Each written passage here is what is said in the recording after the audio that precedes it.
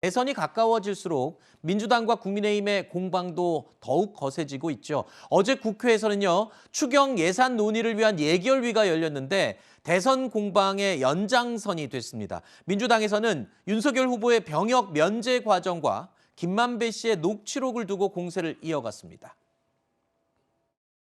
부동시는 의학 용어이기에 조금 어려운 말인데 좌우 시력이 다른 경우를 말하는 것입니다. 군에 갈 때는 부동시가 됐다가 공무원으로 임용될 때 정상이고 다시 청문회 때 부동시가 된 겁니다. 군 신체 검사 당시도 사실은 본인이 어떤 조작적인 거나 어떤 노력을 통해서 부동시를 만든 것이 아닌가라는 합리적인 의심을 할 수가 있는 것이죠.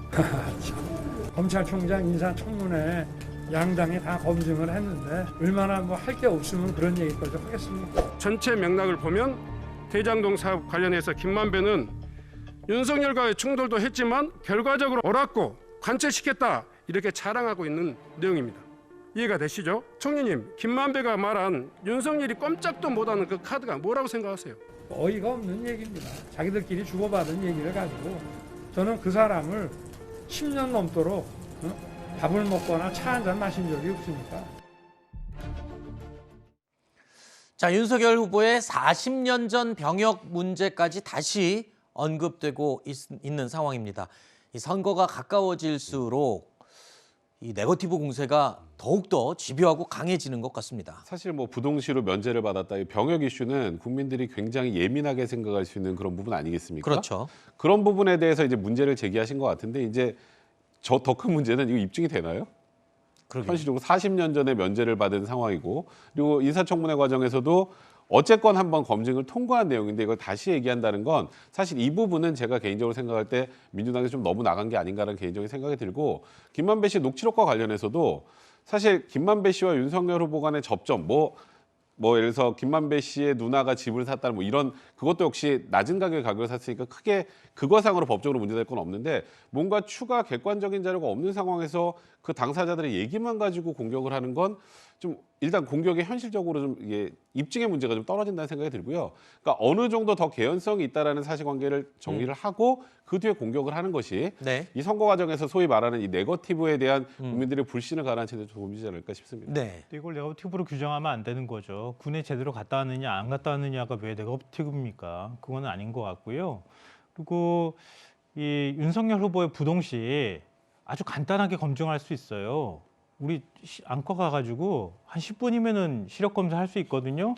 시력 검사한 결과 그냥 제출하면 되잖아요. 40년 그럼 전에 뭐 이렇게 어려워요? 부동시인 상황을 아니 검증해야 40년 전에 1.0이었던 40년 전에 걸 해야죠. 아니 그러니까 40년 전에 1.0이었던 게 갑자기 현격하게 나빠져가지고 시력이 확 다 바뀌었으면 모르겠지만 그렇지 않고 부동시가 어느 정도 남아있다고 하면은 예를 들면 부동시가 있는데 한쪽 눈이 확 좋아질 리는 없는 거 아니에요? 같이 나빠졌다 그러면 또 모르겠지만 그게 그렇게 어려운 일은 아닐 것 같고요.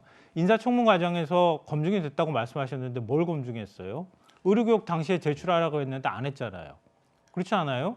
그러니까 그거 얘기만 나오다가 말았어요. 그러니까 검증했다고 보기 어렵다 이런 말씀 드리고요. 알겠습니다. 대장동 의혹과 관련해서 정영학 녹취록이 검찰이 그동안에 구속영장 발부하는 데 있어서 가장 큰 핵심적인 증거로 활용됐던 거예요. 그때 어떤 발언들이 있는지 얘기가 나왔던 것이고요.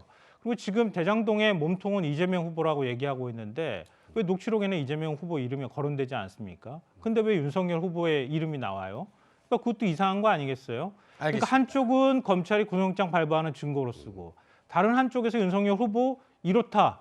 그건 내가 가지고 있는 카드면 죽는다. 이런 말 했던 거예요. 그걸 의심하는 시각이 잘못됐다고 보는 건 뭔가 형평성에 맞지 근데 않는 시각 녹취록에서 아닌가요? 나왔던 그 수사가 진행되던 사안들은 녹취록 플러스 알파 객관적인 증거들이 있었던 상황에서 이제 수사가 됐던 것이고요. 지금 소위 말하는 윤석열 후보와 관련된 얘기는 검찰이 왜 수사를 안 했겠습니까? 네. 알겠습니다. 그러니까 그거는 가장 잠시만요. 중요한 수사의 발단이 됐던 거잖아요. 네네. 정영학 녹취록이 제공되고 난 다음에 그걸 가지고 검찰이 본격적으로 수사해서 뭐 유동규나 그 대장동 관련자들을 구속시킬 수 있었잖아요. 그러니까 수사의 단서가 됐다는 거예요. 알겠습니다. 그러니까 나왔던 발언을 단서를 네. 삼아서 수사하라는 게 왜 문제가 됩니까? 알겠습니다. 자, 요 얘기는 여기까지 진행을 하도록 하고요.